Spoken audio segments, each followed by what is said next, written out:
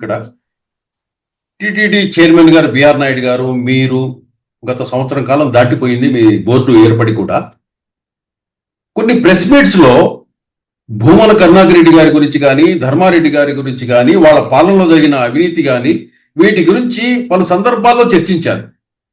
నేరుగా బిఆర్ నాయుడు గారు అయితే కరుణాకరెడ్డి గారిని దుర్మార్గుడు, లంగా, దొంగ అనే విధంగా కూడా ఆయన మాట్లాడి అన్ని సాక్ష్యాధారాలు ఉన్నాయి, వచ్చి ఏడుస్తున్నారు, ఇంజనీరింగ్ పనుల్లో కమిషన్లు తీసుకున్నాడు, అన్ని విషయాలు చెబుతున్నారు. కానీ కరుణాకరెడ్డి అనే వ్యక్తిని మాత్రం అరెస్ట్ చేయటం లేదు.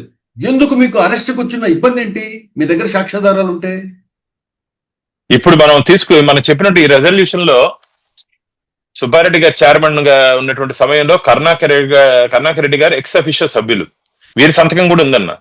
నేను మొన్న బోర్డులో చెప్పాను, దీని మీద క్రిమినల్ కేసు పెట్టమని చెప్పిన, ఈ రెజల్యూషన్ మీద క్రిమినల్ కేసు పెట్టమని చెప్పాను. ఆ రోజు ఉన్నటువంటి మొన్న జరిగినటువంటి మీటింగ్ లో దానికి ఏం చెప్పారంటే, ఆల్రెడీ సేమ్ ఇష్యూ మీద కోర్టు, సేమ్ ఇదే పాయింట్ మీద కోర్టు ప్రశ్నించింది కాబట్టి మనం క్రిమినల్ కేసు పెట్టాల్సిన అవసరం లేదు, డ్యూ టైం తొందరలోనే డిసెంబర్ 2వ తేదీ లోపల ఖచ్చితంగా కేసు రిజిస్టర్ అవుతుంది కాబట్టి పెట్టాల్సిన అవసరం లేదన్నారు.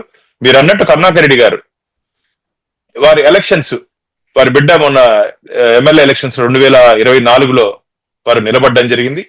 తిరుమల తిరుపతి దేవస్థానం నిధుల్ని దారి మళ్లించారు.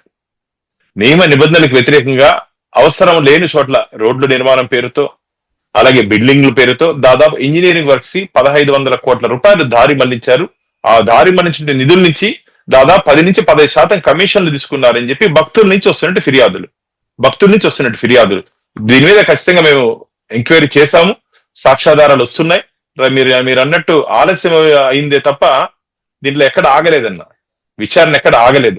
ఆలస్యం అయింది తప్ప విచారణ ఎక్కడ ఆగలేదు. రాబో రోజుల్లో ఖచ్చితంగా ఎవరెవరు ఎక్కడెక్కడ తప్పు చేసి, మేము గత ప్రభుత్వం మారిగా ఆధారాలు లేకుండా అరెస్టులు, ఆధారాలు లేకుండా వేధింపులు చేసే ప్రభుత్వం మాది కాదు. ఖచ్చితంగా ఇది దైవ సన్నిధి కాబట్టి ఎక్కడెక్కడ తప్పు చేస్తారో వాళ్ళందరినీ చట్టం ముందు, వెంకటేశ్వర ముందు, భక్తుల ముందు నిలబెడతాం తప్ప మీ ద్వారా మళ్ళీ చెప్తున్నా, మాకు వ్యక్తిగతంగా ఎవరి మీద కోపం లేదు, వ్యక్తిగతంగా ఎవరి మీద కక్ష లేదు. తప్పు చేసిన వాడిని మాత్రం వదిలే ప్రసక్తే లేదు. బిఆర్ నాయుడు గారు కానీ, నేను కానీ, ఎవరు కానీ ఈరోజు స్వామివారి సేవకులం. అందరూ అనుకుంటారు ఏదో ధర్మకర్తల మండలి సభ్యుడు, ధర్మకర్తల మండలి అధ్యక్షులు అంటే ఏదో పెద్ద హోదా కాదన్నా, అది బాధ్యత. స్వామివారి దగ్గర మేము కస్టోడియన్స్, కేవలం కాపలాదారులు మాత్రమే. కాబట్టి మా కాపలాదారులకు పనే ఉంది. ఏదైనా చైన్లో ఏదైనా వస్తే గమ్మున వదులుతామని చెప్పండి. మనం ఏ విధంగా తరుముకుంటాం ఆ విధంగా స్వామివారి దగ్గర ఎవరైనా అక్రమాలు చేసిన వారు కానీ, అక్రమాలు చేయాలనుకున్న వారిని కానీ ఎవరిని వదిలే ప్రసక్తే లేదు.